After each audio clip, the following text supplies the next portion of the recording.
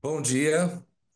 É, eu cumprimento todos que estão nos seguindo pelas redes sociais meu nome é Gildo Magalhães e em nome do Instituto de Estudos Avançados e do Centro de História da Ciência da USP, nós temos hoje nas palestras Cronos o prazer de receber o professor Fernando Landgraf. O professor Fernando tem uma larguíssima trajetória profissional.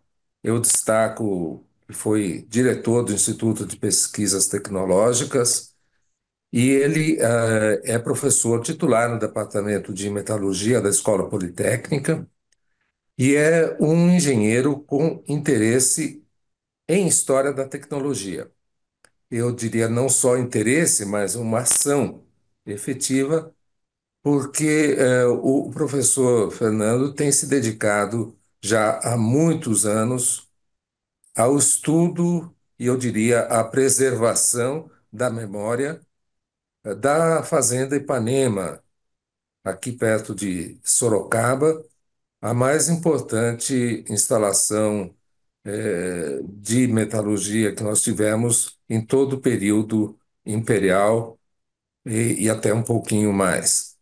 E hoje ele vai nos brindar com uma palestra sobre arqueometalurgia. Então, professor, esteja à vontade. Muito obrigado, Gildo. É, então, vamos aqui começar a nossa apresentação. Eu estou aqui na minha sala, na Escola Politécnica, e nós vamos, então, começar aqui. É, então, nós vamos falar sobre as sacadas de ferro do centro da cidade de São Paulo, algumas sacadas de ferro, e a microestrutura delas. Então, aqui vocês estão vendo uma dessas grades, né, uma dessas sacadas à esquerda, e a microestrutura dela vocês estão vendo à direita. Então, o que que é arqueometalurgia, né, que é o nosso tema? Seria a investigação sobre o passado com base na análise dessas estruturas microscópicas que os objetos têm. E que a gente, então, a partir dessa análise, a gente tenta descobrir basicamente qual é a origem do ferro utilizado. Esse é a oportunidade que nos oferece. Então, quando a gente olha para uma grade, a pergunta vai ser: será que eu consigo saber quem fabricou essa grade? Esse é o nosso programa. Aqui o que nós vamos estar apresentando é um exercício desse método. Nós não vamos achar o assassino no final deste trabalho. A gente tem um exemplo interessante, recente, né, que aconteceu depois do incêndio da Notre-Dame de Paris, onde várias peças daquela igreja tiveram que ser removidas e aí encontraram, fazendo ligação entre a blocos de pedra, encontraram esses grampos de ferro.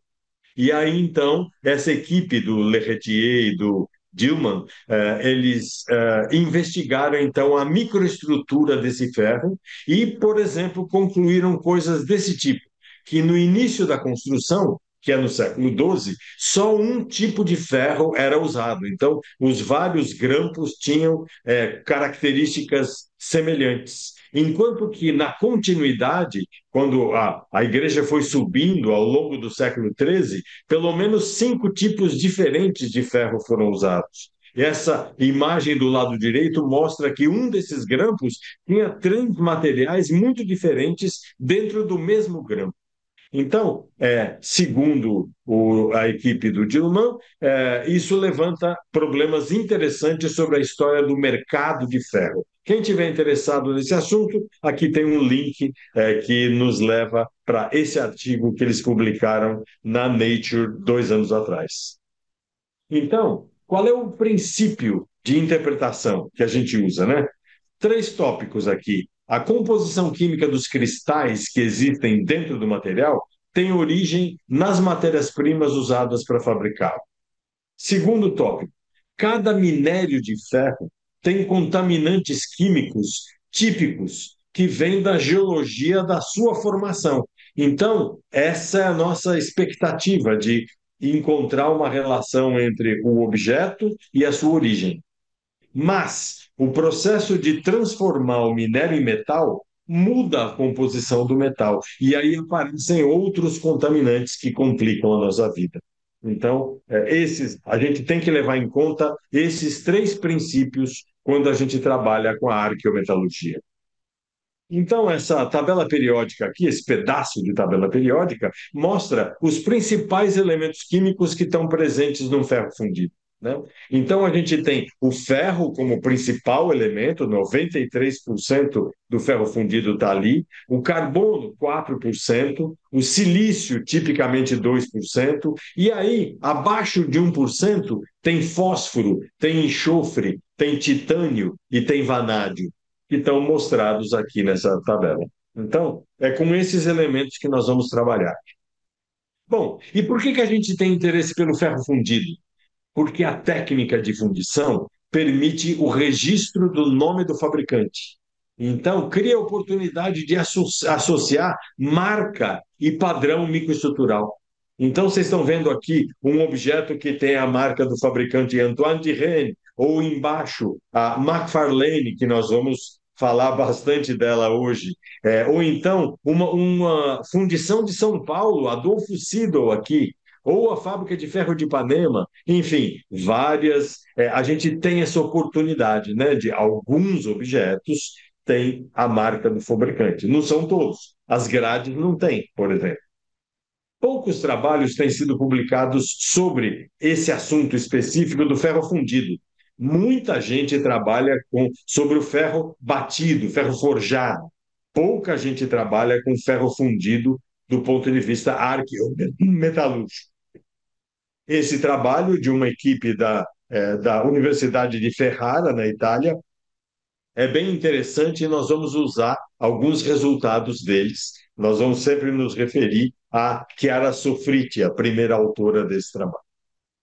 Bom, São Paulo, ele preserva um conjunto interessante de grades de ferro fundido no centro da cidade, né? Quem for caminhar pela Rua Direita, pela Rua São Bento, vai encontrar algumas grades bem bonitas, bem interessantes e várias delas do século XIX.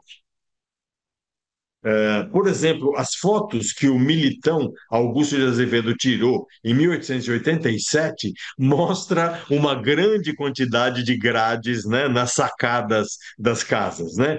Então, isso é uma coisa bem interessante. Olhando essas grades, essas fotos, é difícil, porque eles estão sempre mostrando as grades de perfil, mas a impressão que eu tenho, pessoalmente, é que a maioria dessas grades que a gente vê aqui nessas fotos, né, na Rua da Imperatriz, por exemplo, a antiga Rua da Imperatriz, são de ferro batido, quer dizer, são objetos de serralheria. A impressão que eu tenho é que em 1885 poucas grades eram de ferro fundido. Aqui, por exemplo, nós temos dois belos casos, né? Do lado direito o solar da Marquesa de Santos, muita gente conhece, e do lado do solar tem a Casa da Imagem. Tudo isso fica na Rua Roberto Simonsen. Guardem isso, porque a gente vai falar muito dessa grade da Casa da Imagem, essa grade aqui do lado esquerdo da Rua Roberto Simonsen. É um exemplo interessante. Essa casa fica ali, ó, bem pertinho. O pátio do colégio está aqui, aqui está a casa o solar da Marquesa e aqui está essa casa da imagem, de onde a gente pôde tirar uma amostra. Bem, o interessante é que no centro da cidade nós temos três grades do mesmo modelo, como vocês podem ver aí, ó. Na Rua São Bento, a casa do Elias Chaves está aqui, mostrando para a gente uma grade muito similar à grade da foto de propaganda dessa apresentação, que é a grade da casa da Rua Roberto Simonsen, e aqui embaixo, na Praça da Sé, uma outra grade idêntica. Certo? Essas três grades pertencem ao mesmo modelo, né? Aqui estão as três casas, que elas têm até algumas semelhanças, né, da moda da época. As três são da década de 1880. Né? Essa daqui tem até a marca, tem até o ano lá em cima, 1888. Essas duas aqui a gente tem informações sobre a reforma que elas sofreram em 1885, 1886. Então a gente sabe a data que essas três grades foram usadas. E essas três, então, estão aqui, ó. Isso aqui é o viaduto do Chá, aqui está a rua direita, e aqui nós temos essas três casas. A casa da imagem, a praça, a casa na Praça da Sé, fica em frente ao Centro Cultural da Caixa, e a casa aqui na Rua São Bento, a casa do Elias Chaves. O interessante é que a gente pôde identificar, graças à ajuda de um pesquisador português, a gente foi capaz de identificar qual é a origem desse modelo aqui, que é o Antoine Duren, que tem uma fundição na França e publicou um catálogo de produtos mostrando essa grade aqui. Vocês podem ver que é o mesmo modelo. Dá para ver aqui os passarinhos tomando água aqui, ó. Os passarinhos tomando água e uma fruteira lá em cima, uma fruteira lá em cima. É a mesma coisa que a gente pode ver nas três, né? Os passarinhos aqui, a fruteira lá em cima e assim por diante. Sempre o mesmo modelo. A pergunta que fica para a gente, então, é: essas grades foram importadas? Ou será que elas foram o que foi importado foi um modelo que foi fundido aqui em São Paulo? Então, é uma pergunta que a gente pode fazer. Mas para isso, então, a gente precisa entender a fundição em areia, né? Então, olha, a gente tudo começa com o modelo da peça, em geral feito de madeira. Então, pode ter vindo da França o modelo de madeira daquela grade. A partir desse modelo, a gente coloca o modelo dentro de uma caixa de madeira também e joga areia e vai socando areia em cima do modelo de maneira a criar uma cavidade, né? Depois que eu soquei bem, então eu inverto a posição daquele molde, então eu fico com a cavidade, nesse caso, voltada para cima, retiro o modelo de madeira, construo um outro molde tendo o canal de alimentação, e aí eu fundo o metal líquido num forno cubilô, eu vou falar sobre o forno cubilô já já. Do forno cubilô sai o metal líquido amarelinho aqui embaixo. A gente leva o metal líquido, né, numa panela até o molde, vaza o metal líquido aqui, e aí eu tenho, tirando isso de dentro da areia, eu tenho a peça fundida, e nesse caso aqui, antes de tirar o canal de alimentação. Depois eu corto isso fora e tenho essa peça pronta. Esse é o processo de fundição. Mas esse processo de fundição não precisa ser exatamente assim. A fundição de uma grade poderia nem precisar do molde superior, como vocês estão vendo aqui. Estou jogando metal líquido na grade a céu aberto. Não é o caso daquelas três grades lá. Aquelas três grades exigiram, eu acredito, dois moldes, né? O superior e o inferior.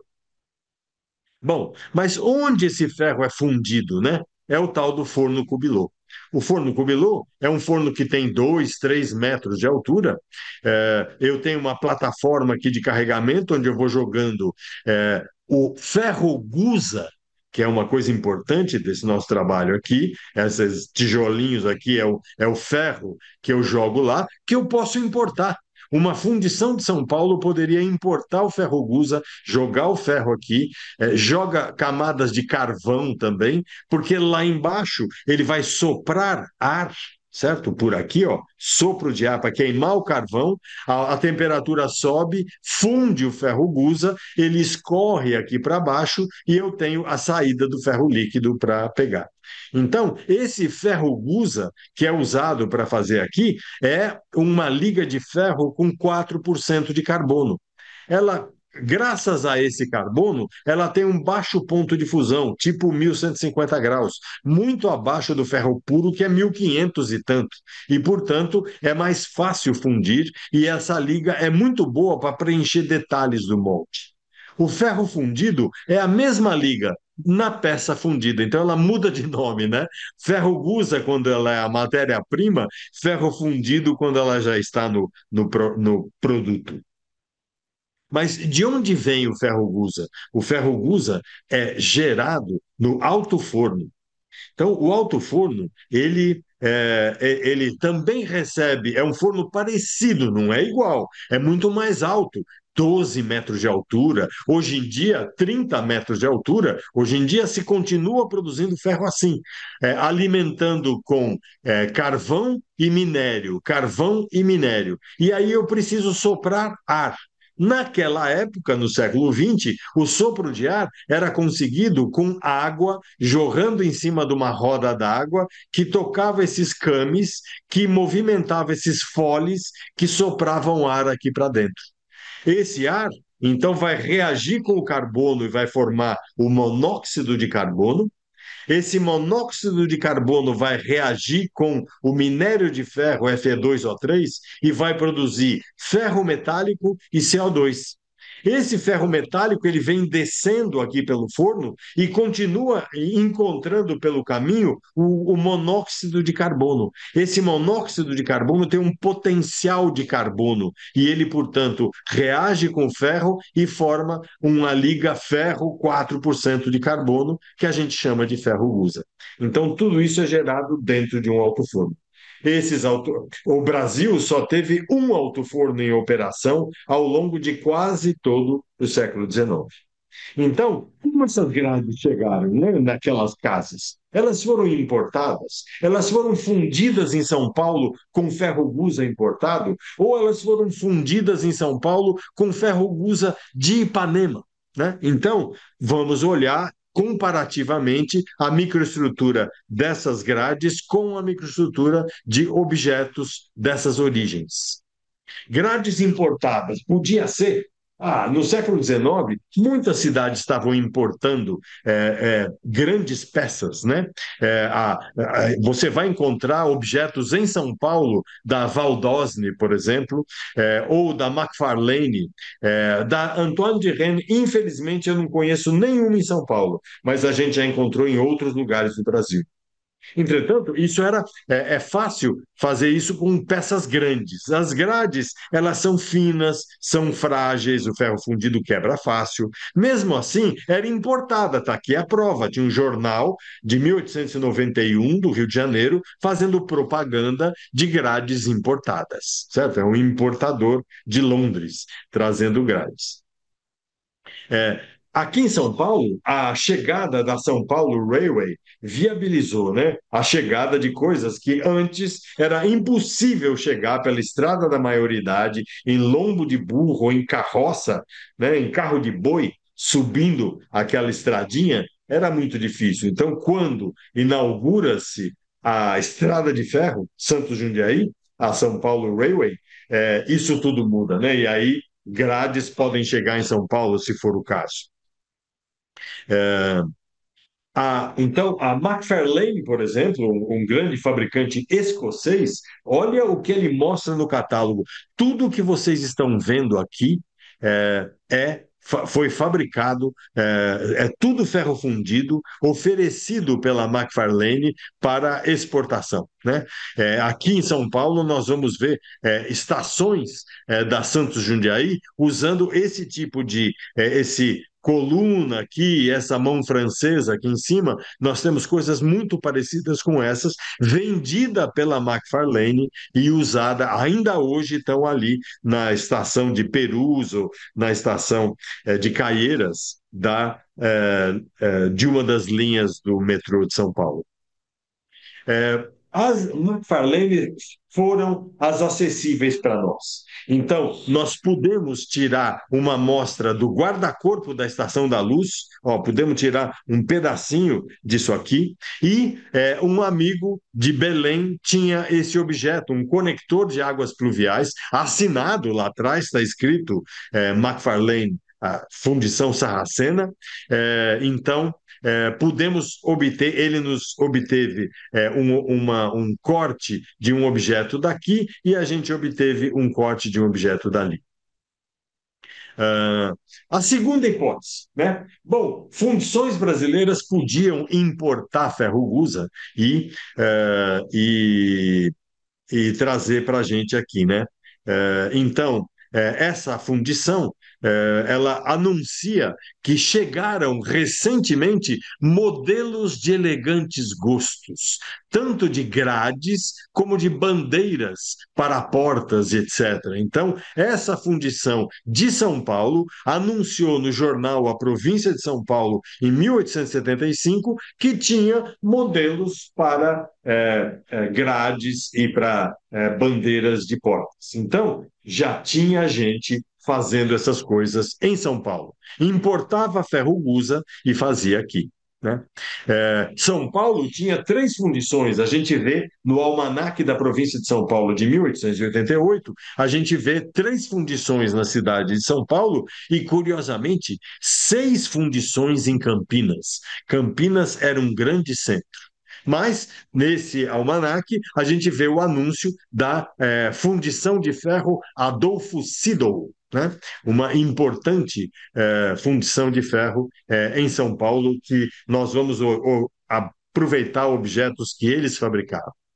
Então, nós encontramos um chafariz em Sorocaba, com marca dizendo fundida na fundição Sido, e aqui no cemitério de Pirassununga, a gente vê uma grade da família Sundfeld, uma grade, e aqui embaixo está impresso A. Sido. Então, temos objetos que a gente pôde, então, cortar um pedacinho disso aqui, graças à autorização da família da família Sundfeld, e aqui a autorização da Prefeitura de Sorocaba para a gente cortar um pedacinho de 1 centímetro cúbico disfarçado aqui da base para a gente poder analisar esses objetos, né? Mas existe uma terceira hipótese. Essas grades podem ter sido produzidas na fábrica de ferro de Ipanema. Isso aqui é uma imagem da fábrica de ferro de Ipanema, hoje em dia na Flona, Ipanema, perto de Sorocaba, e nós estamos nos aproximando dos ferros fundidos. Olha lá, o que vocês estão vendo, desculpa, os altos fornos de Ipanema estão ali, né? Esses dois altos fornos que operaram por 100 anos. Esse alto forno aqui foi construído e nunca foi operado, por falta de alguma coisa aqui, mas ficou pronto em 1882, e aí nesse era o momento em que já estava se complicando a operação desses altos fornos e da sua produção de peças. Mesmo assim, ela produziu, ela que está, né, perto de São Paulo, olha, toda essa zona verde aqui é a Floresta Nacional de Ipanema, fácil de chegar lá, recomendo um passeio para lá, é um lugar lindíssimo, vocês devem ir. Isso são os dois altos fornos que você pode visitar lá, são lindos. Foram construídos em 1818 por Varnhagen, operaram até 1919 com algumas interrupções. Foi a única siderúrgica desse período. Não foi a única fundição, mas foi a única siderúrgica. Produziu milhares de toneladas de ferro. Foi uma empresa do governo com algumas dificuldades de financiamento.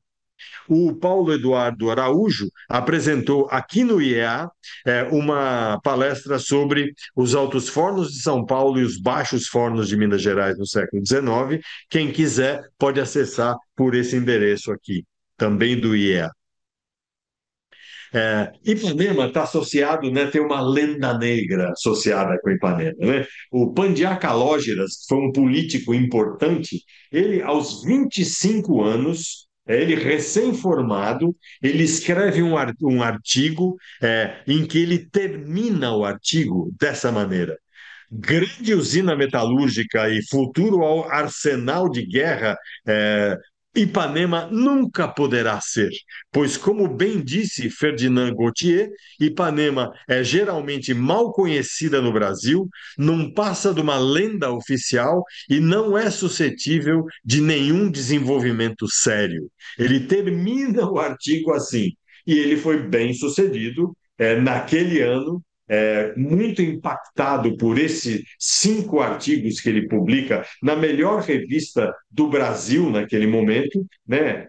Uh, ele publica esse artigo e que, enfim, por isso e por outras coisas, o Senado fecha Ipanema em 1895. Ela é reaberta na guerra, depois, na Primeira Guerra Mundial, mas isso não vem ao caso. E é curioso, então, que o professor Ferdinand Laboriot, que era um professor da Escola Politécnica do Rio de Janeiro, escreve um curso abreviado de siderurgia e olha o título do capítulo, A Grotesca Aventura de Ipanema. Né? Então ele fala que, olha, Ipanema foi uma coisa horrorosa, que nunca deve ser repetida.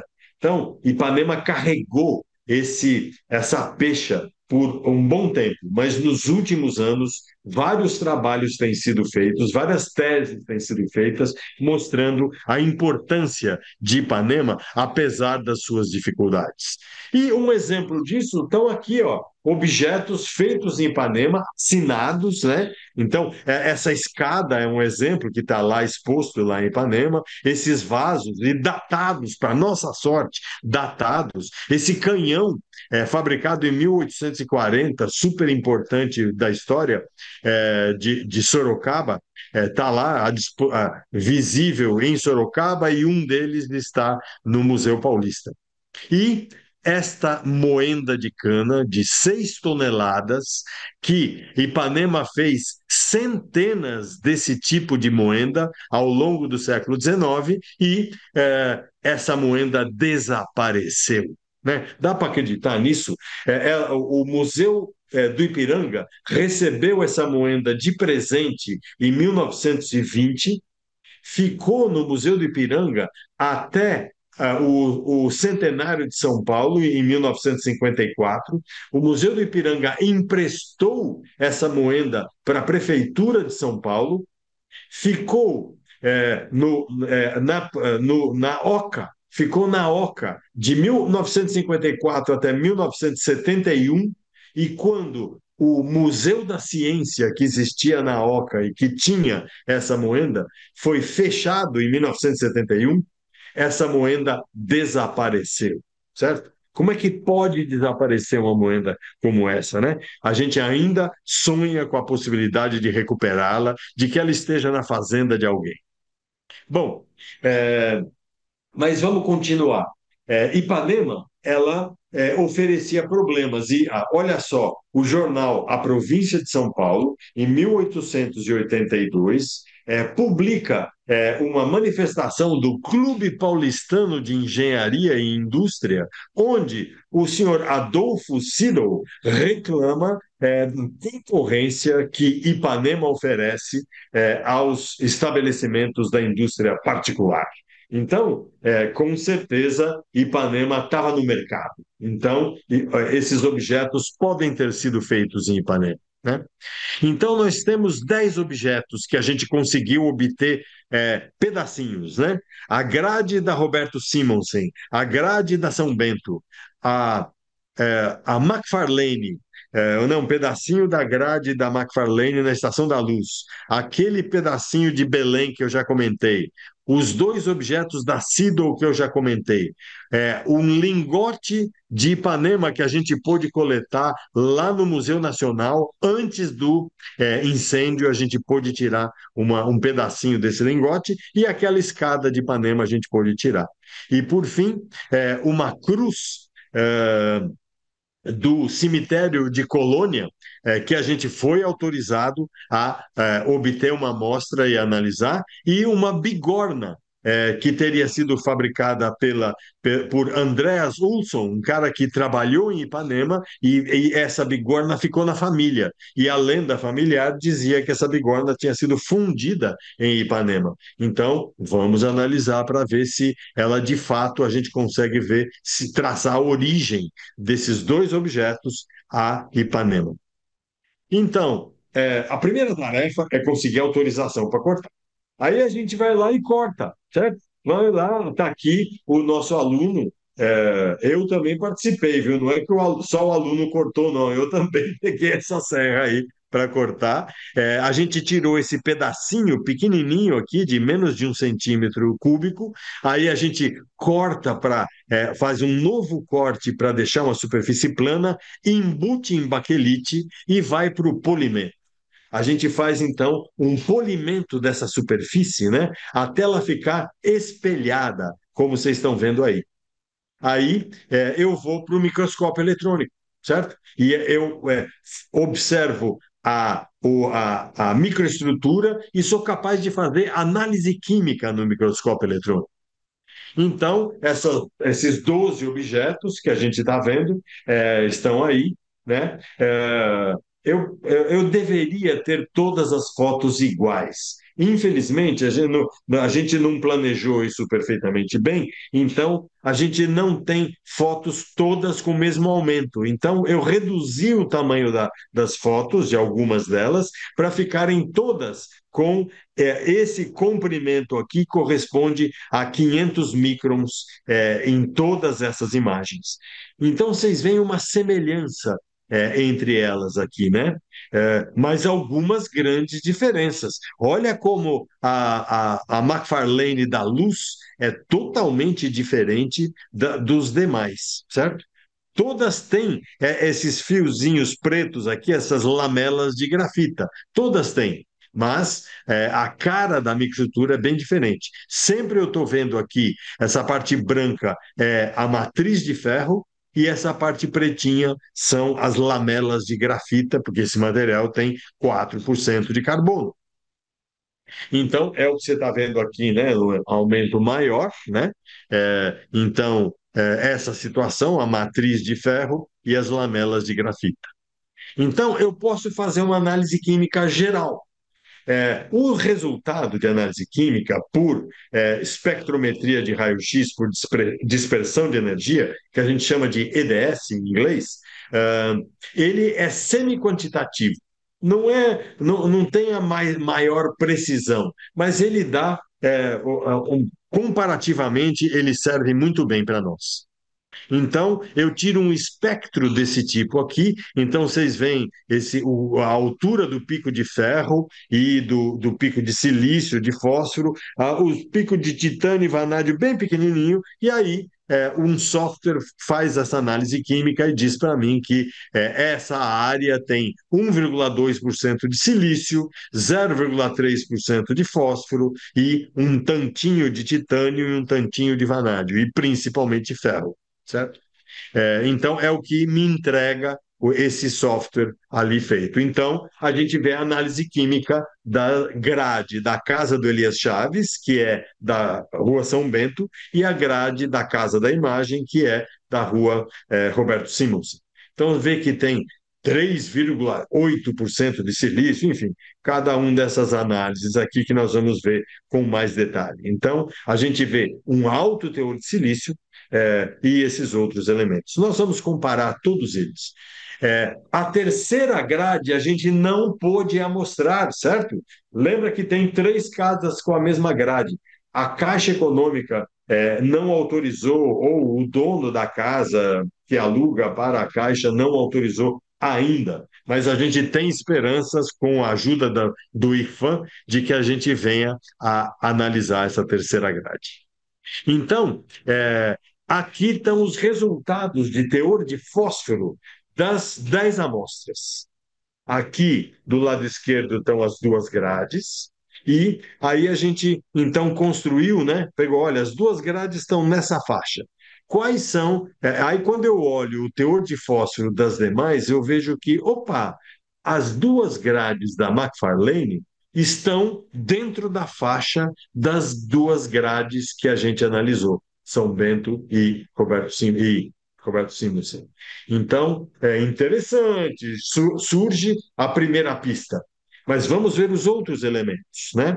E é interessante ver que aquele trabalho italiano mostra aqui a faixa de teores de 29 amostras que eles analisaram.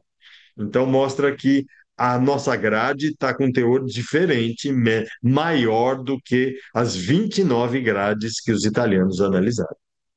Então, grades tem um teor de fósforo muito alto, parecido com a McFarlane. E Ipanema tem o menor teor de fósforo de todas, menos do que as duas grades atribuídas a Ipanema.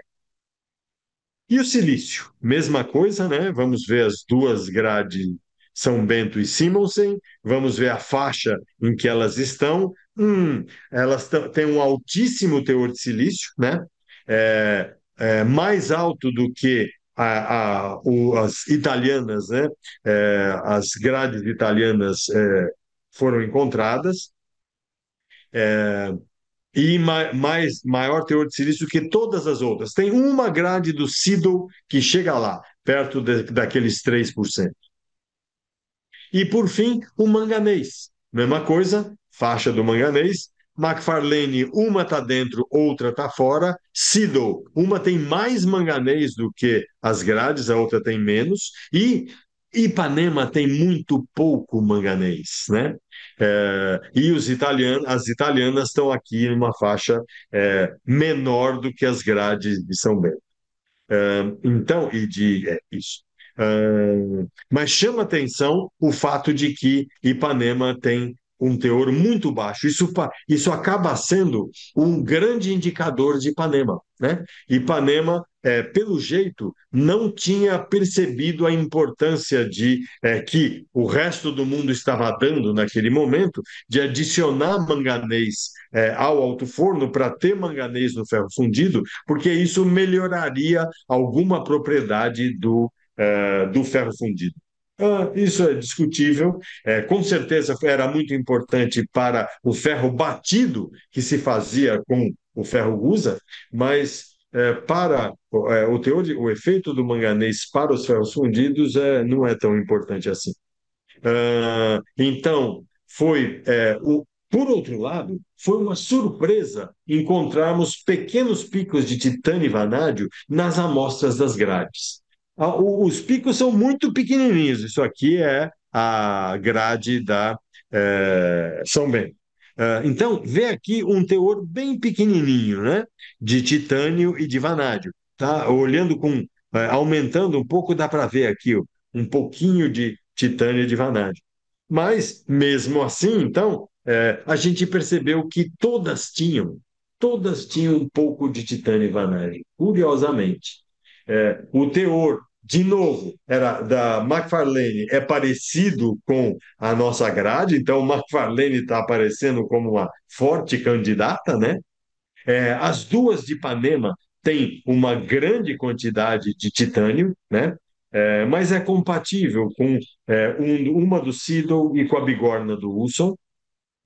E aí, quando a gente vai para o vanádio, a gente vê então que a faixa de vanádio das grades ninguém tem, ou talvez o Seedle chegue lá.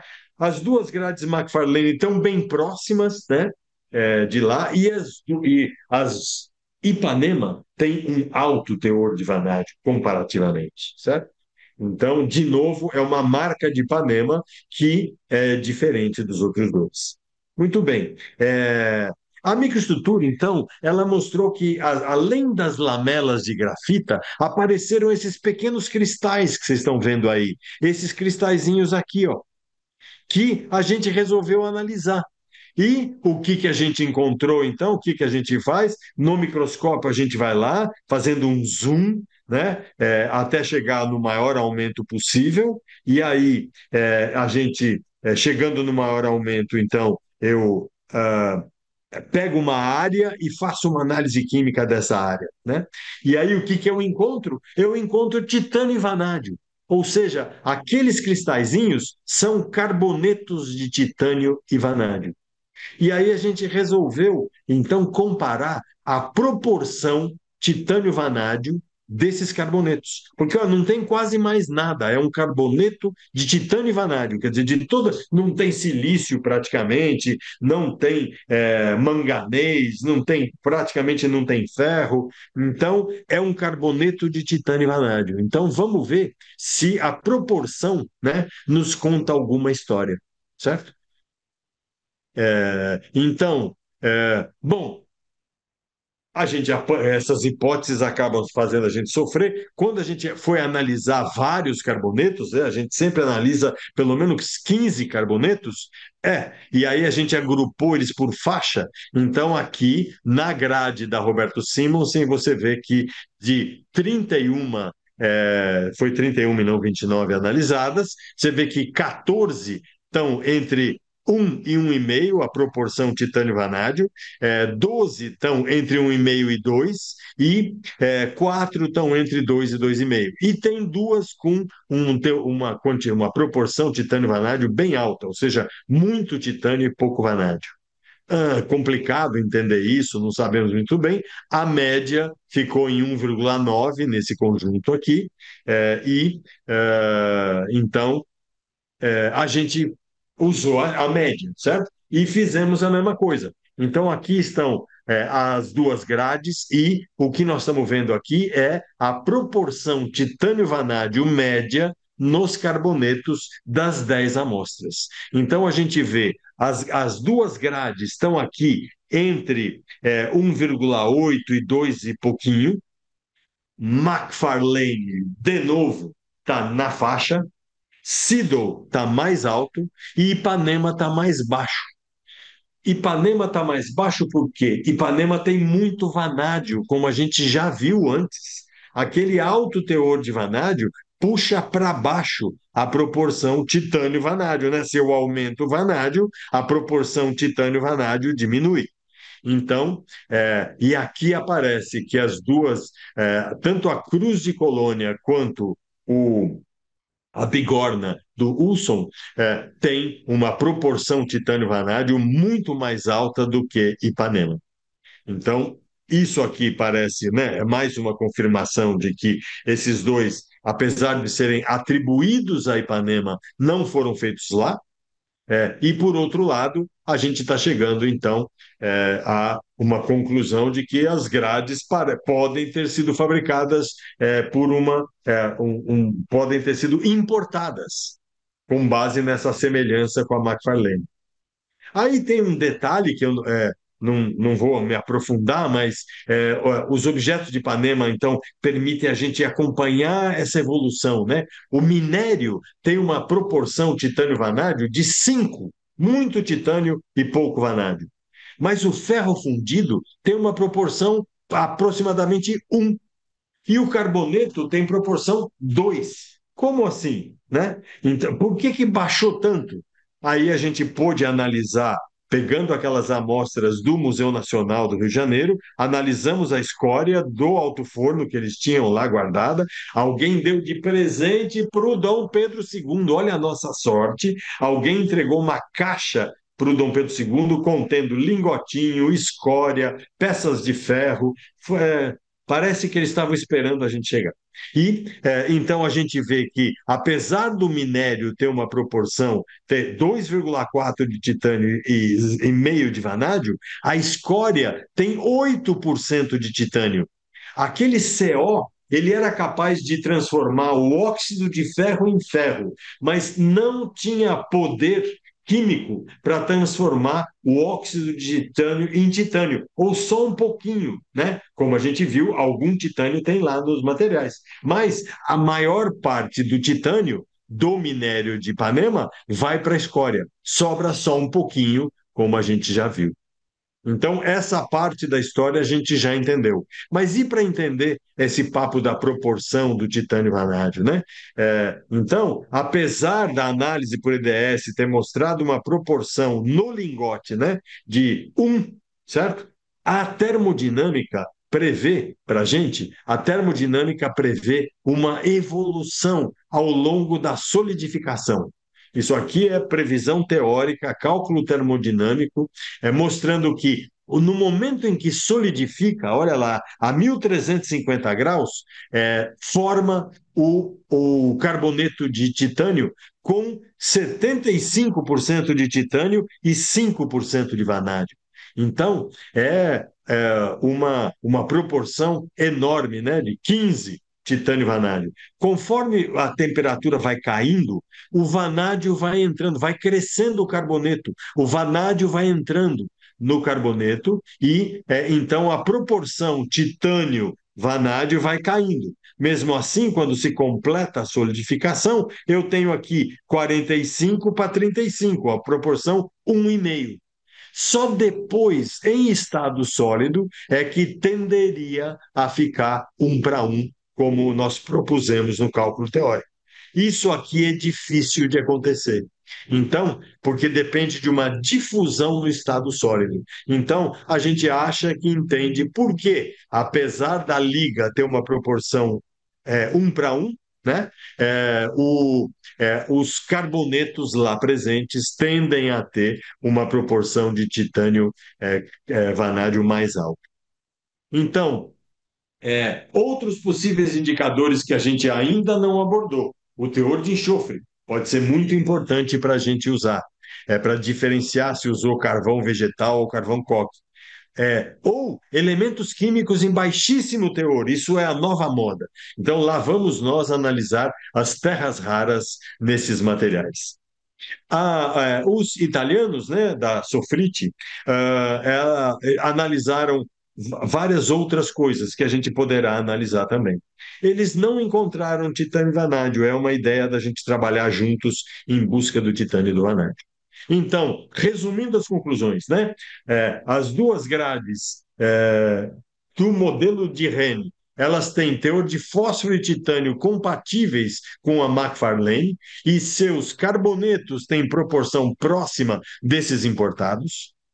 Os objetos de Ipanema são diferenciáveis dos demais pelo baixo manganês e alto vanádio. Todas as amostras mostraram carbonetos de titânio e vanádio. E a proporção titânio-vanádio, junto com o teor de manganês, pode ser usada para duvidar da atribuição de origem daquelas duas obras a Ipanema. A proporção titânio-vanádio nos carbonetos varia bastante dentro de cada amostra. Então, o que a gente imagina de continuidade, né? Conseguir fragmento da terceira grade, claro. Coletar mais amostras em São Paulo. Olha lá na Florencio de Abreu, que bela grade. Olha na Casa Garro, outra grade. Então, a gente pode buscar outras grades.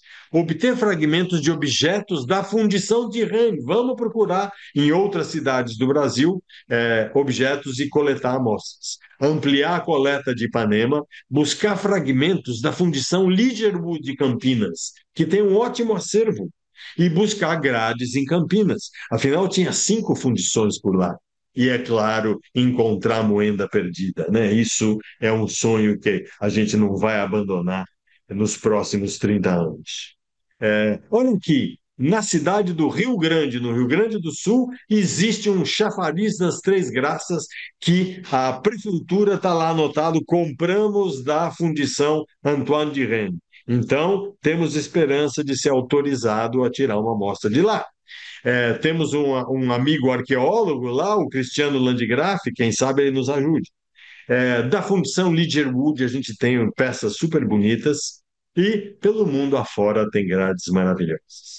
Então, eu queria agradecer aqui ao Lucas Camargo Pedroso, que fez no seu trabalho de formatura todas essas análises que vocês estão vendo. É um trabalho do Lucas, um excelente trabalho de formatura, muito especial. É uma dissertação de mestrado, com certeza. E graças ao apoio do especialista em microscopia eletrônica, Daniel Luiz Rodrigues Júnior. A gente precisa agradecer ao professor André Tiptin, criador do LabMicro, laboratório multiusuário do Departamento de Engenharia Metalúrgica e Materiais da Escola Politécnica da USP, porque, graças a esse laboratório, a gente pôde fazer todas essas análises. A gente precisa agradecer também à diretoria da Sociedade Arqueometalúrgica Garotos de Ipanema e as Minas do Brasil pelo contínuo apoio a esse projeto. Agradecemos também ao Lívio e ao Wilson Maia, que nos ajudam, são técnicos do nosso departamento, que são fundamentais para a gente conseguir fazer a preparação metalográfica dessas amostras. Também precisamos agradecer a todas as pessoas que nos ajudaram a obter essas amostras, a autorizar a retirada dessas amostras, da Casa do Elias Chaves, da grade da Casa da Imagem, o guarda-corpo da Estação da Luz, do Antônio Sarazar, o conector hidráulico de Belém, o Mariano Clautal, o Luiz Antônio Zamuner e o Wilson, que nos ajudaram a tirar o canhão e a fonte de Ipanema. A família Sundfeld e minha prima, Fábia Landgraf, que conseguiu a autorização da família para a gente tirar a amostra da grade do túmulo de Pirassununga. O Renato Ramos e a Beth do Museu Nacional, que nos autorizaram a cortar aquelas amostras em 2016. O Luciano Regalado, da Flona, que nos autorizou a conseguir vários objetos. O pessoal do cemitério protestante de Colônia, no sul da cidade de São Paulo, que nos autorizou a tirar aquela amostra, e ao doutor Heitor Ulson, dono da Bigorna, herdeiro do Andreas Ulson, que graciosamente nos cortou um pedacinho para a gente fazer essa análise. Queria agradecer também a Karina Ulsen e o Maciel Santos Luz, do IPT. A Karina é aqui do Departamento de Minas da USP e o Maciel do IPT, pelo apoio em análises químicas, e um grupo de arquitetos e afins que foi fundamental para a gente discutir nos últimos dias qual é as relações arquitetônicas dessas grades todas, né? A Beatriz Pir, a Heloísa Barbui, a Beatriz Bueno, Fernanda Carvalho, Cristina Wolff, Fernando Atic e outros que eu vou ficar devendo aqui, porque muita gente. Então, com isso, eu agradeço a atenção de vocês e quem tiver interessado, está aqui meu e-mail. Muito obrigado.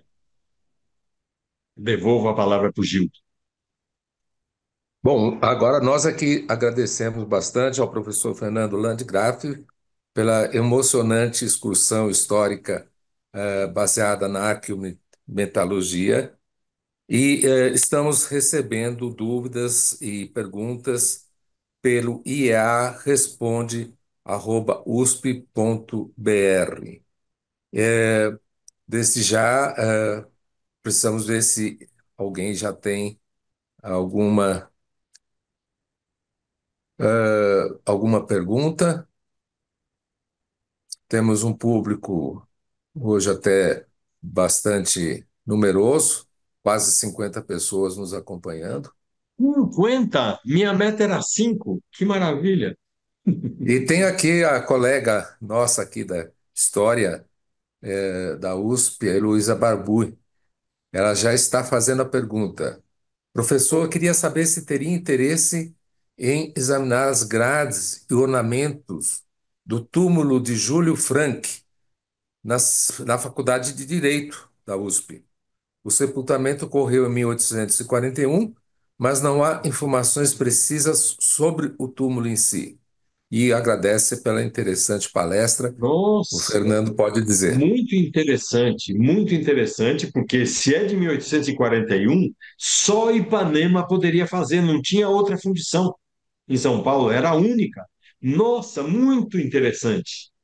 Será que eles vão Como deixar a ela gente diz, não cortar um sabe pedacinho? quando é que foi feita a grade lá, mas o túmulo é dessa Ah, data. entendi, entendi. Mas, enfim, a gente pode analisar, né? Podemos ver. Ótima ideia, obrigado. Vamos fazer isso juntos. Certo. E temos também aqui uma comunicação do Fernando Vieira. É possível saber se essas grades foram feitas com matéria reciclada de outros objetos ou são peças de matéria-prima virgem? Boa pergunta. E justamente essa análise que a gente fez, né, tenta responder perguntas desse tipo, porque isso que o Fernando falou, faziam sim, né? Claro, ferro fundido permite essa reciclagem com alguma facilidade, é verdade. E não é fácil você diferenciar, certo? Então, pode, acontecer. Mas você viu que, por exemplo, certos marcadores a gente conseguiu, né? Então, o teor de manganês de Ipanema vai ser um marcador super importante para a gente analisar outros objetos, né? A semelhança entre as grades que a gente analisou e os objetos da McFarlane chamou a atenção. Mas essa dúvida, Fernando, existe sim, você tem toda a razão. Não é fácil matar essa charada, saber se foi reciclado. Certo. Temos também aqui uma mensagem do Evandro. Ele gostaria de saber se é possível disponibilizar os slides apresentados na sua palestra. Bom, só adiantando um pouco, esta palestra ela está gravada e ela vai ser em breve disponibilizada pelo YouTube, graças ao apoio da equipe do IEA. Mas eu não sei se ele tem algum outro interesse mais específico nos slides, e aí o Fernando talvez pode responder. Perfeito, perfeito. Os slides serão disponibilizados na nossa página que você pode acessar facilmente, chamada Arqueometalurgia PMT. Se você colocar essas duas palavras, arqueometalurgia e PMT, que é o nome do nosso, é a sigla do nosso departamento aqui, ou arqueometalurgia USP, também vai chegar nessa página e aí dá uma varrida na página que você chegará nessa apresentação. Aguarde uns 2 dias, por favor. O Fernando Vieira ele está fazendo uma pergunta interessante se temos peças anteriores, por exemplo, da época do descobrimento, que foram trazidas, que podem ser analisadas com essa metodologia. Uau! Bem, ferro fundido é um material que ele se tornou comum no século XIX, né? Até o século XIX, ele era usado basicamente para fazer canhão, certo? Até nos séculos anteriores, ele era usado para fazer canhão. Os objetos de ferro que eram usados antes do século XIX eram principalmente de ferro batido. Desconheço qualquer objeto da época do descobrimento. Nossa, se a gente tivesse isso, a gente já tentou encontrar objetos na área das missões. A gente já analisou vários objetos, porque nas missões lá no Rio Grande do Sul, teve um padre austríaco que produziu ferro lá, né? Ele descreve a produção de ferro nas missões no ano de 1700. Mas a gente ainda não encontrou um objeto cuja composição química fosse compatível com o minério de lá, que também tem titânio alto. Mas, se o Fernando conhecer algum objeto antigo assim, a gente pode tentar, é interessante. Mas sobre os canhões, você teria talvez alguns canhões como esses que tem no Forte de Bertioga ou algum outro lugar do Brasil. Então a pergunta Centenas de talvez canhões. pudesse avançar para isso. Aí vale a pena, né? A busca pelos canhões, na minha opinião, vale a pena se a gente souber, e muitas vezes consegue saber, quem foi o fabricante. Porque, em geral, o fabricante deixava uma marca lá, né? Aí fica mais interessante, porque são centenas de canhões espalhadas pelo Brasil, né? Centenas. E aí analisar um canhão sem referência, né? É difícil. Mas. É um, é- já fizemos, né? O professor André Tipitin, o primeiro trabalho de arqueometalurgia que esse departamento fez foi a análise de um canhão encontrado no fundo no Porto de Santos. Um trabalho muito interessante de 1900, de 40 anos atrás. Uhum. É, bom, eu tenho uma pergunta, Fernando. As grandes estruturas, que nem essas do viaduto Santa Ifigênia, essas foram todas pré-moldadas e trazidas para Sim. montar aqui. Mas você acha que teria também chance de ter alguma grande estrutura sem ser esses objetos, digamos, mais domésticos, que poderiam Sim, ser sim, analisados? claro. Por exemplo, um dos sonhos que eu tenho é a ponte que o Mauá construiu sobre o Rio Paraíba agora eu não vou lembrar em que cidade exatamente, mas o Mauá construiu uma ponte muito famosa que seria interessante. Outra coisa que poderia ser interessante são a Sabesp está substituindo muita coisa, muitos canos de ferro fundido por hoje em dia tubos de plástico, né? Então, se a gente poderia, certos locais podem ser interessantes no sentido de ter objetos antigos. A sua referência do viaduto Santa Efigênia, ali que eu me lembre, é tudo de ferro forjado. Tudo ali é de ferro forjado. Que é interessante, claro que é. Claro que é. Uhum. É Tivemos uma aqui também outra. agora uma mensagem que foi até citado por você, do Cristiano Landgraf, Sei. né? Minha saudação ao Fernando e é pela iniciativa da apresentação. Estarei ajudando sim, para se conseguir as amostras do chafariz na cidade do Rio Grande do Sul, no Maravilha. Rio Grande do Sul. E agora ele faz a pergunta: a mão de obra em Ipanema e nas fundições era de escravos? Na década de 80 já não tinha escravos. Ipanema trabalhou com escravo desde a sua fundação, né, em 1818, por ali, tinha escravos. Eles usavam, em várias ocasiões, eles aproveitaram o que era chamado de escravos da nação, né, negros da nação, que eram, enfim, teve duas levas, né? Teve uma leva que eram os escravos das antigas fazendas jesuíticas que, quando os jesuítas foram extintos, expulsos do Brasil, várias fazendas foram para o governo imperial. Isso, bom, para o governo de Portugal, inicialmente, né? Do Reino de Portugal, e depois continuaram com o Império. Então, tinha escravos lá na fazenda do Rio de Janeiro, né? Tinha uma grande fazenda lá. Então, vieram escravos de lá, escravizados, desculpa, vieram escravizados de lá, e depois, aqueles que eram libertados, entre aspas, né? Colhidos porque já estava proibida depois da proibição de trazer escravos da África para o Brasil, aqueles escravos que eram escravizados, que eram ah, salvos, né, dessas operações, eles não eram colocados em liberdade, né? Então eles tinham que prestar um serviço para o governo. Então vários deles foram trabalhar em Ipanema, mas Ipanema começa a ter muitos, a partir de 1870, tem muitos estrangeiros que vêm trabalhar.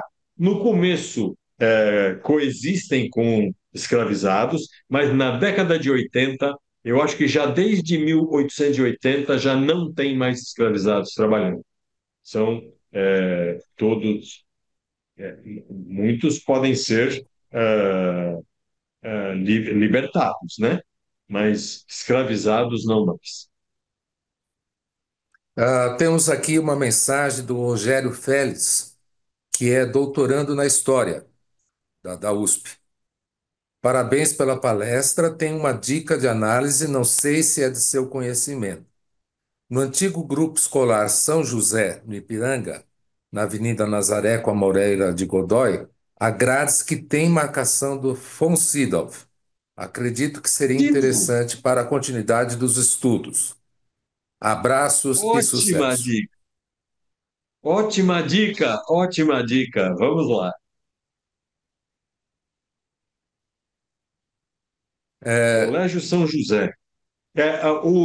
As mensagens vão ficar disponíveis, né? Vou poder ler as mensagens, eu imagino. sim, mas em todo caso eu vou Tá. repetir. Avenida Nazaré com a Rua Moreira de É, Godoy, antigo grupo escolar São José, no Ipiranga. tá.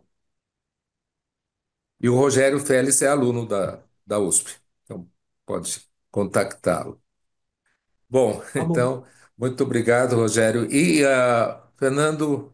Foi um prazer tê-lo aqui conosco e esperamos novos capítulos dessa história mais para frente.